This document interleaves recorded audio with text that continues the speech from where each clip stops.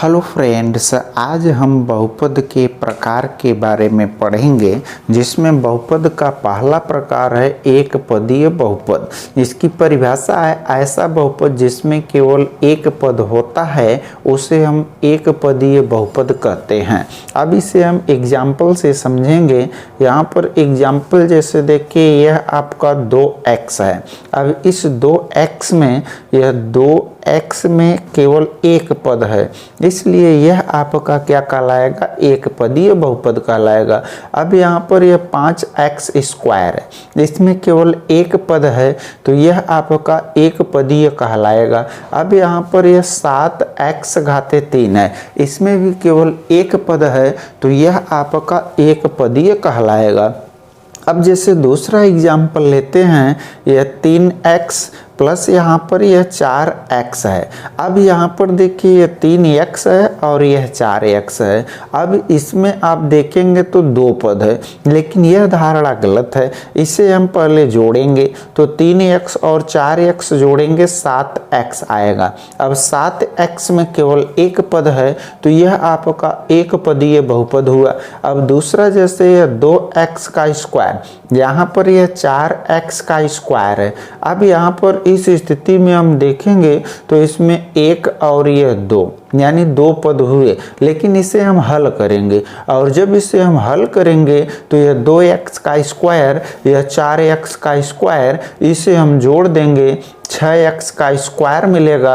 और 6x square में कितना पद है, एक पद है। तो ऐसा बहुपद जिसमें केवल एक पद होता है, उसे हम एक पदीय बहुपद कहते हैं। अब आते हैं इसके दूसरे प्रकार पर।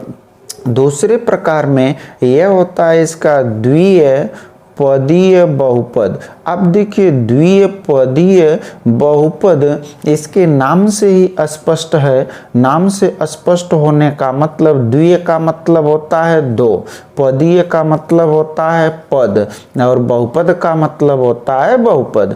तो यहाँ पर इसकी परिभाषा बनेगी कि ऐसा बहुपद जिसमें केवल दो पद होते हैं, यानी जिसमें केवल क्या होंगे, दो पद होंगे, वह बहुपद आपका क्या कहलाएगा, द्वितीय पदीय बहुपद कहलाएगा।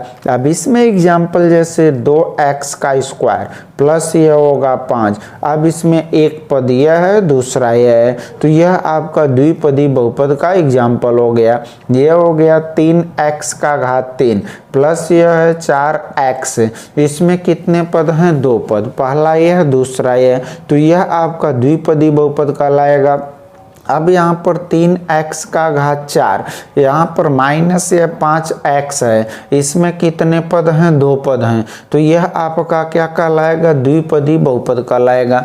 अब जैसे दूसरा एग्जाम्पल लेते हैं, 2x का स्क्वायर प्लस यहाँ पर यह 3x का स्क्वायर प्लस यहाँ पर यह 6। अब इस स्थिति में हम देखते हैं कि इसमें कितने पद हैं, 3 हैं, लेकिन इसको जब हम हल करेंगे तो यहाँ हल करने की स्थिति में यह 2x का स्क्वायर या 3x का स्क्वायर, इन दोनों को हम जोड़ देंगे तो यह 3 दो कितना हो जाएगा, 5। यह x का स्क्वायर प्लस यह होगा 6। या 5x का स्क्वायर प्लस 6 में कितने पद हुए, 2। तो यह आपका कितना पदी बहुपद हो गया, दो पदी बहुपद हो गया।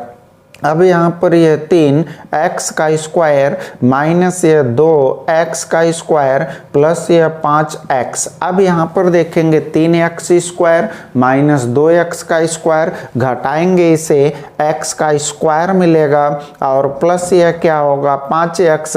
इसमें कितने पद हुए, 2, तो यह क्या हो गया, दो पदीय बहुपद। अब तीसरा प्रकार लेते हैं इसका, यह होगा त्रिपदी बहुपद। त्रिपदीय बहुपद, अब इसके भी नाम से स्पष्ट है। त्रिपदी बहुपद में त्रि का मतलब होगा 3, और पदीय का मतलब होगा पद, और बहुपद का मतलब होगा बहुपद। तो यहाँ पर इसकी जो परिभाषा देंगे, कहेंगे कि ऐसा बहुपद जिसमें केवल 3 पद होते हैं, उसे हम त्रिपदी बहुपद कहते हैं। यानी बहुपद में केवल कितने पद होने चाहिए, 3। तो यहाँ पर एग्जाम्पल 3x का स्क्वायर प्लस ये 4x प्लस ये होगा 2। अब इसमें कितने पद हैं? 1 2 3। तो यह आपका कितना पदी बहुपद हुआ? 3 पदी। यह हो गया 4x का स्क्वायर माइनस यह 5x प्लस यह 6। इसमें कितने पद हैं? 3। 1 2 3। यह कितना पदी बहुपद हुआ? 3। यह कितना पदी बहुपद हुआ? 3। अब जैसे दूसरा एग्जाम्पल 2x का स्क्वायर प्लस यह 4x का स्क्वायर प्लस यह 6x का स्क्वायर। अब इसमें भी कितने पद हैं? 3। लेकिन यह आपका 3 पदी बहुपद नहीं होगा, क्योंकि इसे हम पहले हल करेंगे और जब हल करेंगे तो 2x square plus 4x square plus 6x square. अब यहाँ पर 2 4 6 6 कितना हो गया? 12। यह हो गया x का स्क्वायर। अब यह कितना पदी बहुपद हुआ? 1 पदी बहुपद हुआ। इस तरह से किसी बहुपद में जितने पद होते हैं वह बहुपद उतना पदीय बहुपद कहलाता है। तो इसे आप लोग अच्छी तरह से समझेंगे, इसका अभ्यास करेंगे। अब आते हैं अगली हेडिंग पर। अगली हेडिंग आपकी है बहुपद का बहुपद की घात। अब देखिए बहुपद की घात की जो परिभाषा है, किसी बहुपद की सबसे बड़ी घात बहुपद की घात कहलाती है। अब यहाँ पर इसको भी हम एग्जाम्पल से समझेंगे। एग्जाम्पल में देखिए क्या दिया है, जैसे 3x का स्क्वायर प्लस यह आपका क्या है 2x प्लस यह आपका क्या है 5। अब यहाँ पर बहुपद में पद आपके कितने? 1 2 3।